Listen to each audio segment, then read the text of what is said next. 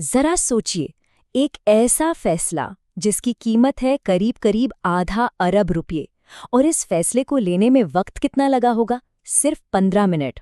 है ना चौंकाने वाली बात? आखिर ये हुआ कैसे? चलिए आज इसी की तह तक चलते हैं। 48 करोड़ 88 लाख 80 हजार रुपए। देखिए, ये रकम इतनी बड़ी है कि इसे एक बार में ठीक से पढ़ने में भी जबान लड़खड़ा जाए। और यही वो आंकड़ा है जो इस पूरी कहानी के बिल्कुल सेंटर में है। और इतनी बड़ी रकम से जुड़ा फैसला, कितना टाइम लगा होगा? कुछ घंटे या शायद कई दिन? नहीं, बिल्कुल नहीं, सिर्फ 15 मिनट। मतलब 1 घंटे का बस चौथाई हिस्सा। तो सवाल अब सीधा सा है, भाई कोई कंपनी करोड़ों का, बल्कि लगभग 49 करोड़ का फैसला सिर्फ 15 मिनट में आखिर ले कैसे सकती है? इस पहेली का जवाब छिपा है एक ऑफिशियल कॉर्पोरेट डॉक्यूमेंट में। तो कहानी की शुरुआत होती है एक कंपनी से। नाम है इंडियन इमल्सिफायर्स। और यही वो कंपनी है जिसके इर्द गिर्द ये सारे आंकड़े घूम रहे हैं। इसका पूरा नाम है इंडियन इमल्सिफायर्स लिमिटेड, जिसे शॉर्ट में IAML भी कहते हैं। और जैसा कि हम देख सकते हैं, ये कंपनी परफॉर्मेंस, सस्टेनेबिलिटी, इनोवेशन और केमिस्ट्री जैसे सेक्टर्स पर अपना ध्यान लगाती है। हमारा जो सोर्स डॉक्यूमेंट है वो हमें बताता है कि 24 नवंबर 2025 को कंपनी की एक खास कमेटी, राइट्स इशू कमेटी की मीटिंग हुई, और इसी मीटिंग में एक बहुत बड़े फाइनेंशियल मूव को कह सकते हैं हरी झंडी दिखाई गई। अच्छा, अब उस 15 मिनट वाली पहेली को सुलझाने के लिए हमें एक खास टर्म को समझना होगा, और वो टर्म है राइट्स इशू। आखिर ये होता क्या है? देखिए, सीधे और सरल शब्दों में कहें तो राइट्स इशू एक तरह का ऑफर है। कंपनी अपने मौजूदा शेयर होल्डर्स को ही कहती है कि आइए और शेयर खरीदिए, और ये शेयर आमतौर पर बाजार की कीमत से कुछ डिस्काउंट पर दिए जाते हैं। ये कंपनी के लिए पैसा जुटाने का एक बहुत सीधा तरीका है, सीधे उन लोगों से जो पहले से ही उस कंपनी का हिस्सा हैं, जिन्होंने उस पर भरोसा जताया है।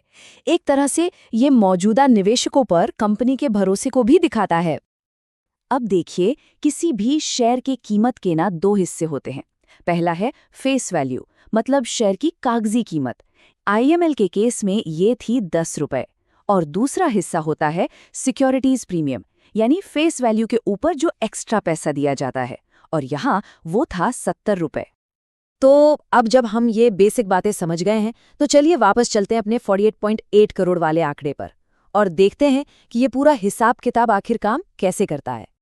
डॉक्यूमेंट के हिसाब से इस राइट्स इश्यू में कुल 61,11,000 नए इक्विटी शेयर जारी किए गए, और हर एक शेयर की फाइनल कीमत रखी गई 80 रुपए। ये 80 रुपए कैसे बने? बहुत सिंपल है। 10 रुपए की फेस वैल्यू और 70 रुपए का प्रीमियम, दोनों को जोड़ दिया। और ये जो टेबल है, ये सीधे सोर्स डॉक्यूमेंट से है, और ये पूरी कहानी को नंबरों में साफ साफ दिखाती है। यहाँ देखिए, 61,11,000 शेयर, हर शेयर की कीमत 80 रुपए, और जब इन दोनों को गुणा करते हैं तो टोटल अमाउंट क्या बनता है? वही हमारा magic number, 48 crore 88 lakh 80,000 rupees. और अगर फिर भी कोई शक रह गया हो, तो डॉक्यूमेंट खुद इस बात की पुष्टि करता है। इसमें साफ साफ लिखा है, कंपनी की राइट्स इशू कमेटी ने 61,11,000 राइट्स इक्विटी शेयरों के आवंटन को मंजूरी दे दी है। बात एकदम पक्की। तो अब तक हमने क्या और कैसे हुआ ये तो देख लिया, लेकिन अब आता है सबसे बड़ा सवाल कि ये सब इतना मायने क्यों रखता है? इसका मतलब क्या है? कोई भी कंपनी राइट्स इश्यू का रास्ता कई वजहों से अपनाती है। सबसे पहली और बड़ी वजह तो है ग्रोथ या एक्सपेंशन के लिए मोटा पैसा जुटाना।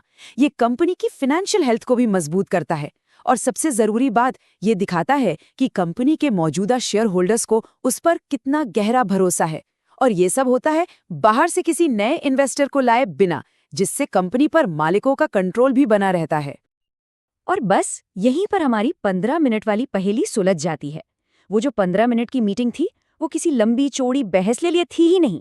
वो तो महीनों से चल रही प्लानिंग और तैयारी के बाद बस एक आखिरी फॉर्मल मुहर लगाने के लिए थी। फैसला तो असल में पहले ही हो चुका था, ये तो बस उसे आधिकारिक बनाने की एक प्रक्रिया थी।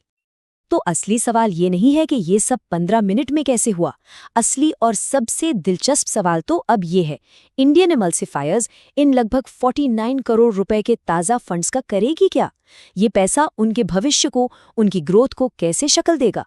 इस पर नज़र बनाए रखना वाकई दिलचस्प होगा।